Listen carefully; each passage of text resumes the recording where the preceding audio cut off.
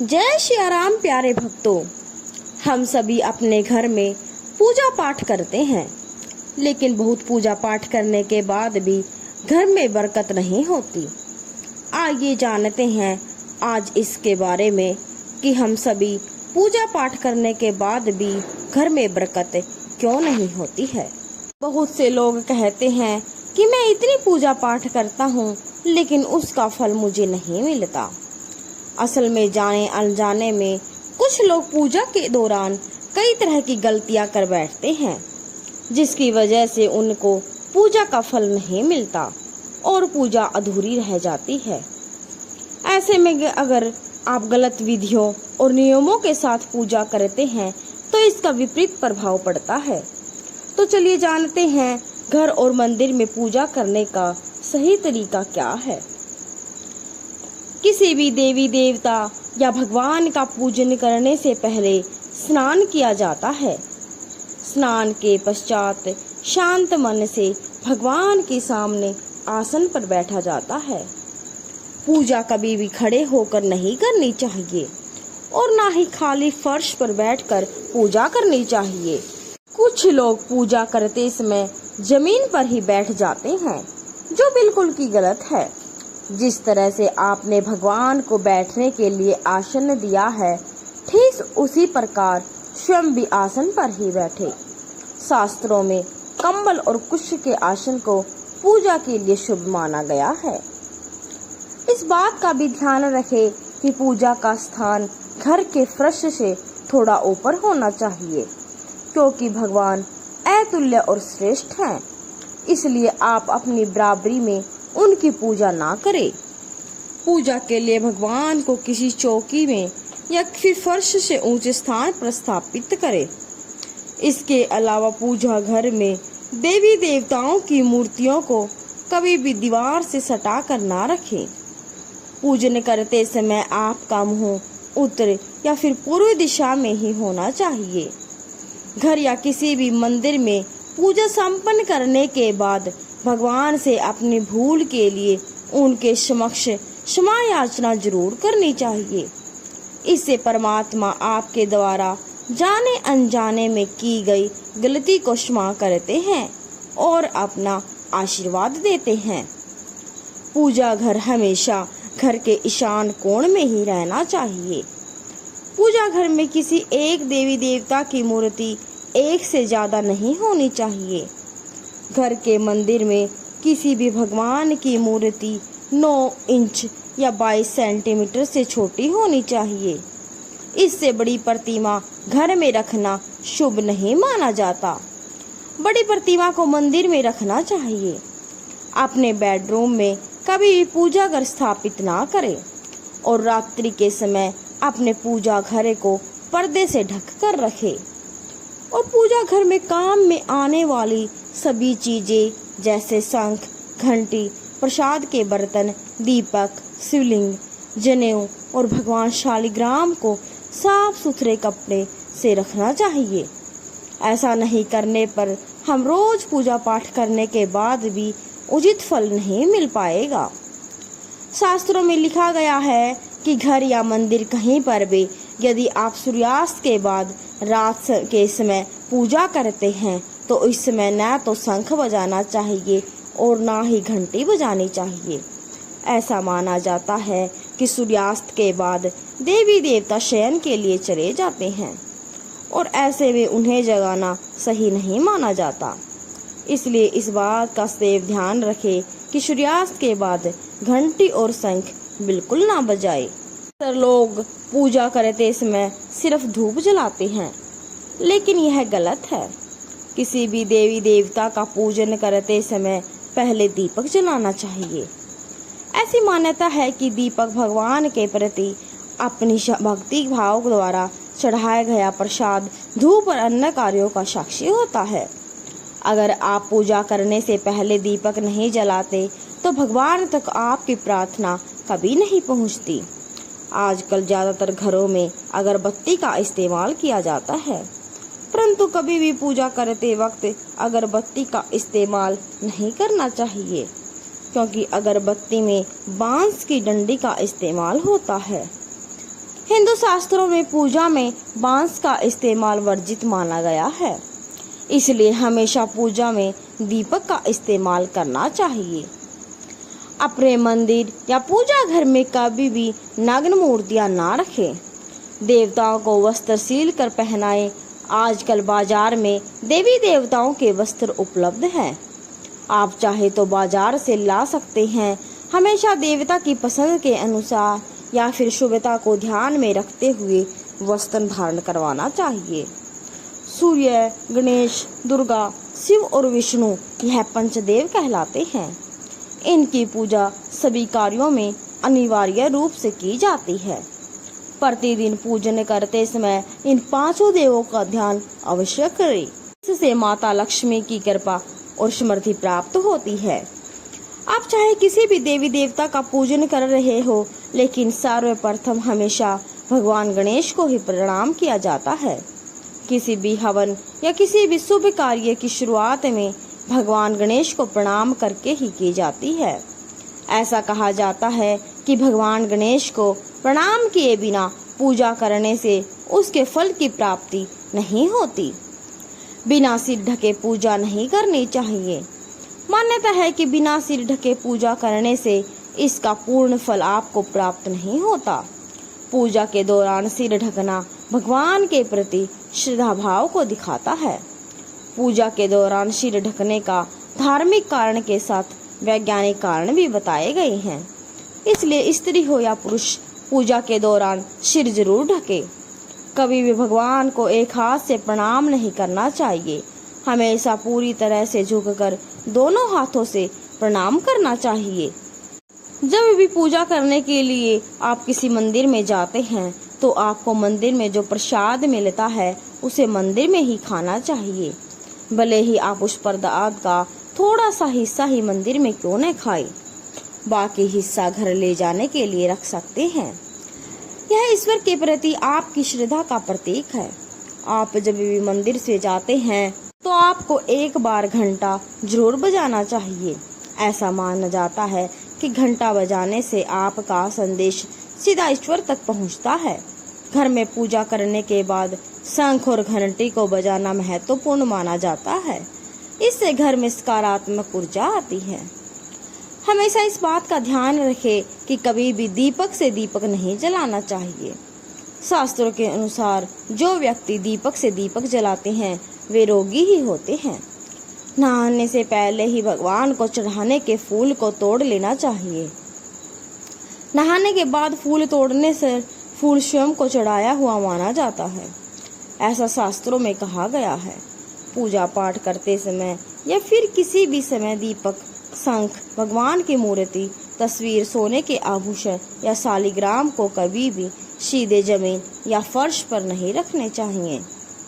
घर या मंदिर में पूजा के समय भगवान की आरती करते समय भगवान विष्णु के सामने 12 बार, सूर्य देव के सामने 7 बार, देवी दुर्गा के सामने 9 बार और भगवान शंकर के सामने 11 बार और गणेश जी के सामने 4 बार आरती घुमानी चाहिए। इससे पूजा पाठ का सकारात्मक फल मिलता है। आपको किसी भी मंत्र का जाप करने के पश्चात आसन के नीचे की भूमि को स्पर्श कर नेत्रों से लगाना चाहिए। इसको आपको जप के पूर्ण फल की प्राप्ति होती है। अगर आप किसी खास प्रयोजन के लिए कोई पूजा अनुष्ठान कर रहे हैं तो उसमें के लिए संकल्प को पूरा करने में ज़्यादा समय नहीं लगाना चाहिए। अगर आपने कहीं किसी को दान करने का संकल्प किया तो उसे जितनी जल्दी हो सके पूरा कर लेना चाहिए। संकल्प को पूरा करने में देरी से पूजा अनुष्ठान का पूरा लाभ नहीं मिलता। किसी को भी कोई वस्तु दान दक्षिणा हमेशा दाहिने हाथ से देनी चाहिए। एकादशी, अमावस्या, कृष्ण चतुर्दशी, पूर्णिमा व्रत, श्राद्ध के लिए दिन बाल और दाढ़ी नहीं बनाने चाहिए। जिन लोगों को यज्ञोपवीत संस्कार हो चुका है उन्हें बिना जनेऊ पहने पूजा पाठ या किसी भी तरह का अनुष्ठान नहीं करना चाहिए, क्योंकि बिना जनेऊ धारण किए जो भी धार्मिक कार्य किया जाता है वह निष्फल ही होता है। सभी हिंदू घरों में पूजा पाठ या अन्य धार्मिक कार्य में इस्तेमाल करने के लिए गंगा जल रखा जाता है। लेकिन क्या आप सभी को पता है कि प्लास्टिक की बोतल में या किसी अपवित्र धातु के बर्तन जैसे कि एल्यूमीनियम लोहे के बड़े बर्तन में गंगाजल नहीं रखना चाहिए। गंगाजल हमेशा तांबे के बर्तन में रखना शुभ माना गया है। अगर आप पूजा करने के लिए मंदिर जा रहे हैं तो हमेशा घर से लोटे में जल ले जाना चाहिए। कभी भी मंदिर में रखे जल से ईश्वर का अभिषेक नहीं करना चाहिए। जब भी आप जल चढ़ाकर मंदिर से वापस आए तब आपको ध्यान देना चाहिए कि जल का लोटा कभी भी खाली घर में वापस ना लाए। यदि आप जल भर कर मंदिर से वापस लोटा लाते हैं तो इससे शुभ फलों की प्राप्ति होती है।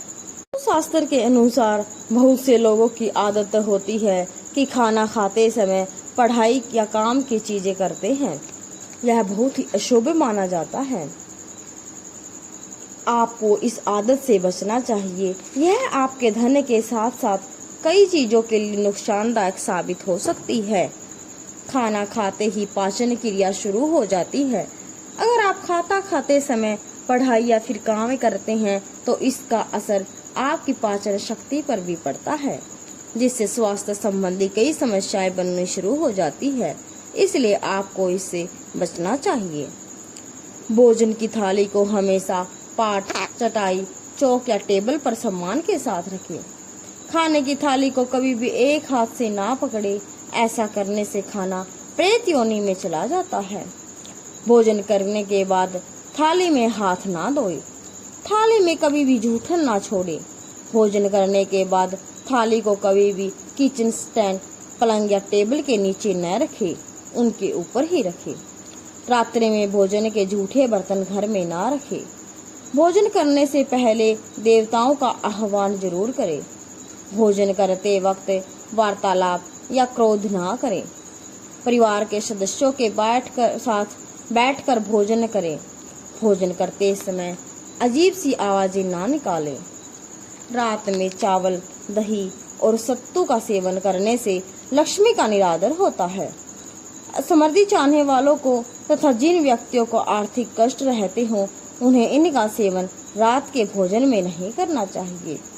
भोजन सदैव पूर्व या उत्तर की ओर मुंह करके करना चाहिए। संभव हो तो रसोई घर में ही बैठकर भोजन करें। इससे राहु शांत होता है। जूते पहने हुए कभी भी भोजन ना करें। सुबह कुल्ला किए बिना पानी या चाय ना पिए। झूठे हाथों से या पैरों से कभी भी गो, ब्राह्मण और अग्नि को स्पर्श ना करें। नल से पानी का टपकना आर्थिक क्षति का संकेत है। टपकते नल को जल्दी से जल्दी ठीक करवाएं। घर में किसी भी बर्तन से पानी रिस रहा हो तो उसे भी ठीक करवाएं। छत पर रखे पानी की टंकी से पानी बहता हो तो ठीक करवाएं। घर में क्रोध, कलह और रोना धोना धार्मिक समृद्धि व ऐश्वर्य का नाश कर देता है। इसलिए घर में कलह क्लेश पैदा न होने दें। आपस में प्रेम और प्यार बनाए रखने के लिए एक दूसरे की भावनाओं को समझें और परिवार के लोगों को सुनने और समझने की क्षमता बढ़ाएं। घर में सभी के विचारों का सम्मान करें और सभी की बातों को सुनें। कभी भी ब्रह्म मुहूर्त या सायंकाल को झाड़ू नहीं लगानी चाहिए। झाड़ू को ऐसी जगह पर रखें जहां पर किसी की नजर ना पहुंचे। झाड़ू को पलंग के नीचे नहीं रखना चाहिए। घर को साफ सुथरा और सुंदर बनाकर ही रखें। घर के चारों कोने साफ हो, खासकर ईशान, उत्तर, वायु कोण को हमेशा खाली और साफ रखें।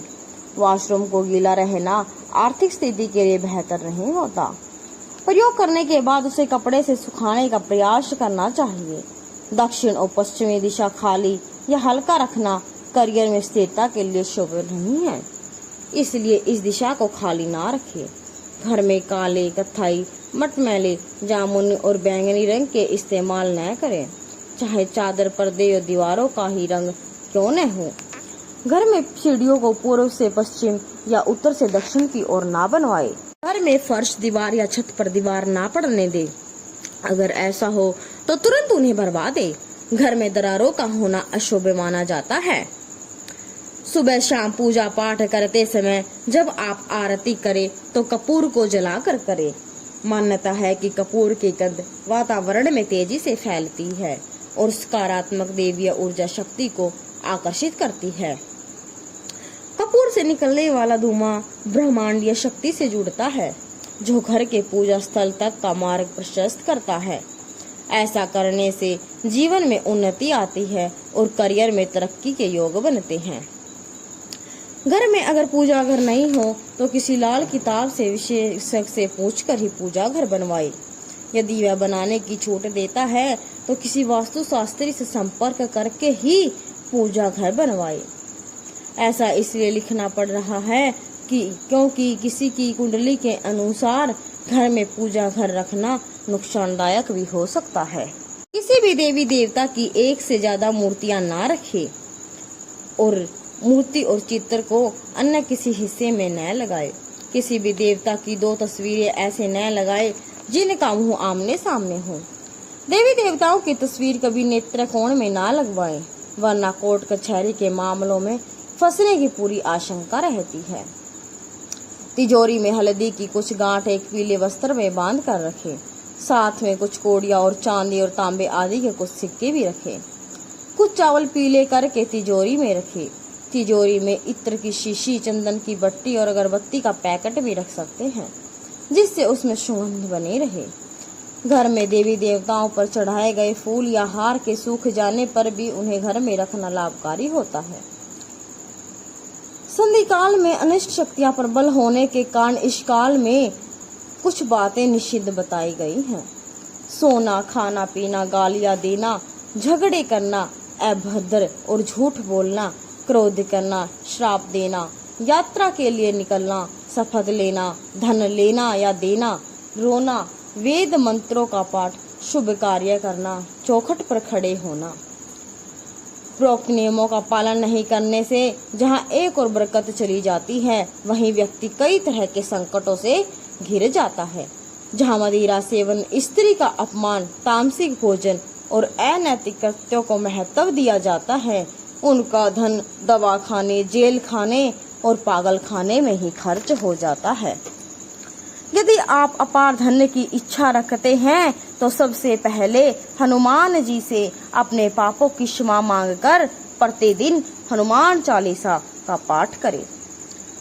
हनुमान चालीसा पढ़ते हुए 5 मंगलवार बड़ के पत्ते पर आटे का दिया जलाकर उनके मंदिर में रखकर आए। हनुमान जी की कृपा हुई तो पहले ग्रह और ग्रह दशा में सुधार होगा, फिर धन की प्राप्ति के मार्ग खुलेंगे। घर की वस्तुओं को वास्तु के अनुसार रखकर प्रतिदिन घर को साफ और स्वच्छ कर देहरी पूजा करें। घर के बाहर देहली के आसपास स्वास्तिक बनाए और कुमकुम हल्दी डालकर उसकी दीपक से आरती करें। इसी के साथ ही प्रतिदिन सुबह और शाम को कपूर भी जलाए और घर के वातावरण को सुगंधित बनाए, जो नित्य देहरी की पूजा कहते हैं।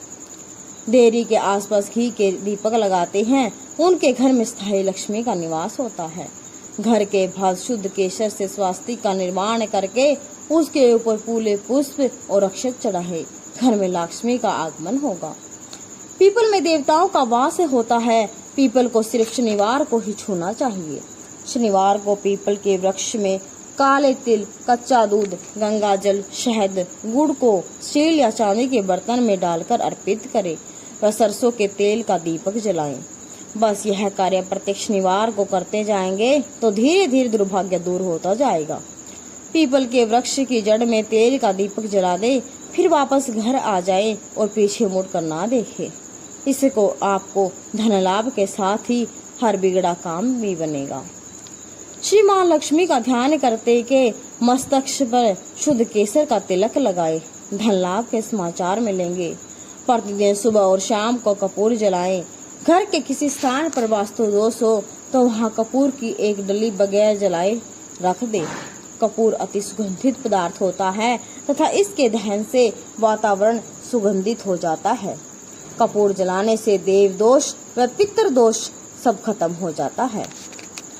माँ, बेटी और पत्नी का सम्मान जरूर करना चाहिए, क्योंकि यह लक्ष्मी का रूप होती हैं और इन्हें भूल कर भी दुत्कारना या कोसना या अशुभ वचन नहीं कहने चाहिए। माँ को साक्षात देवी पार्वती का रूप माना गया है। माँ को दुखी रखने वाला कभी जीवन में सुखी नहीं रह सकता। पत्नी और बेटी के दुखी रखने से आप कभी सुखी नहीं रह सकते। एक बार यदि पत्नी रोती हुई अपने माता पिता के घर चली गई तो याद रखना, इस पाप कर्म से आपके घर की बरकत भी चली जाती है। धन, वस्त्र व मान देकर पत्नी को हमेशा मनाना चाहिए। सप्ताह में एक बार गुरुवार को छोड़कर समुद्री नमक से पोछा लगाने से घर में शांति रहती है। घर की सारी नकारात्मक ऊर्जा समाप्त होकर घर में झगड़े नहीं होते और लक्ष्मी का वास स्थायी रहता है। अगर आप पर्याप्त पैसा कमाने के बाद भी धन को नहीं जोड़ पाते तो काले कुत्ते को प्रत्येक शनिवार को कड़वे तेल, सरसों के तेल से चुपड़ी रोटी खिलाए। शाम के समय सोना पड़ना और भोजन करना निषिद्ध होता है। सोने से पूरे पैरों को ठंडे पानी से धोना चाहिए, किंतु गीले पैर नहीं सोना चाहिए, इससे धन का नाश होता है। घर में या वॉशरूम में कहीं भी मकड़ी का जाला ना बनने दे। घर में कहीं भी कचरा या जमा ना होने दे। छप्पर पर बांस ना रखे। किसी भी प्रकार की अनुपयोगी वस्तुएं भी ना रखे। वास्तु शास्त्र के अनुसार अगर हर रोज घर की साफ सफाई करते समय पानी में समुद्री नमक डालकर पोछा लगाया जाए तो घर से नकारात्मक ऊर्जा दूर हो जाती है और सकारात्मक ऊर्जा बन जाती है। साथ ही परिवार की परेशानियां दूर होती है और अनावश्यक खर्चे जो परेशान करते रहते हैं उनमें भी कमी देखने को मिलती है। हमेशा ध्यान रखें कि रात को सोने से पहले पैर जरूर धोए और उनको सुखाकर ही बिस्तर पर जाए। यह आदत आपके लिए काफी मददगार साबित हो सकती है। ऐसा हर रोज करने से शरीर की थकान और चिंता दूर होती है और जब सुबह उठते हैं तब आपके अंदर सकारात्मक ऊर्जा का प्रभाव बन जाता है, जिससे आपको लक्ष्य की प्राप्ति होती है। यह आपकी नींद के लिए भी काफी अच्छा माना जाता है और यह आदत आपके बुरे वक्त को अच्छे दौर में बदल सकती है। आर्थिक उन्नति और भाग्य को मजबूत बनाने के लिए हमेशा ध्यान रखें कि घर के आगे कभी भी कूड़ा कचरा जमा ना होने दे। साथ ही हर रोज पूजा पाठ से पहले घर के आगे गंगा जल का छिड़काव करें। ऐसा करने से घर में माता लक्ष्मी का प्रवेश होता है और घर के सदस्यों के ऊपर आने वाली हर समस्या दूर हो जाती है। साथ ही शाम में 2 दीपक घर के मुख्य द्वार पर जलाएं। यह आदत आप जरूर अपनाएं। ऐसा करने से कई उन्नति के मार्ग खुलेंगे। तो दोस्तों, आज की वीडियो आपको कैसे लगी कमेंट बॉक्स में जरूर बताएं और वीडियो को लाइक और चैनल को सब्सक्राइब जरूर करें। जय श्री राम, जय श्री कृष्ण।